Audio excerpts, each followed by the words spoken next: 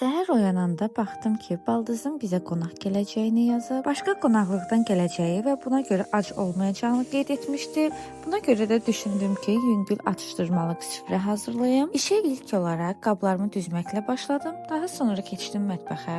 İlk olaraq bilincik etməklə başladım. Bu mənim baldızımın ən sevdiyi yeməklərdən biridir. İçliyini ətli sevdiyini bildiyim üçün sadəcə ətlə olanı hazır etdim. Daha sonra keçdim qarışıq atışdırmalıqlar hazırlamağa. Bunu xüsusilə baldızımın uşaqları üçün etdim. Çünki onlar bu formada maraqlı yeməkləri çox sevirlər. Qəliblərin köməyi ilə rahatlıqla formalarını verib kəsdikdən sonra üzərlərini mayonez və ketçapla bəzləyirəm. Son görüntüləri bu formadadır. Vaxtım az olduğundan sadəcə bir şirniyyat hazırlamağa vaxtım var idi. Buna görə də mən sütlaç hazırlamağı tərcih etdim. Bu mənim həm ən sevdiyim, həm də ki hazırlamağa çox az vaxt apardığını düşündüyüm şirniyyatdır. Ardınca keçirəm limonad hazırlamağa. Hazır mağazadan ala da bilərdim, lakin düşündüm ki, evdə özüm hazırladığım forması daha ləzzətli və orqanik olur. Daha sonra keçirəm börəklər etməyə.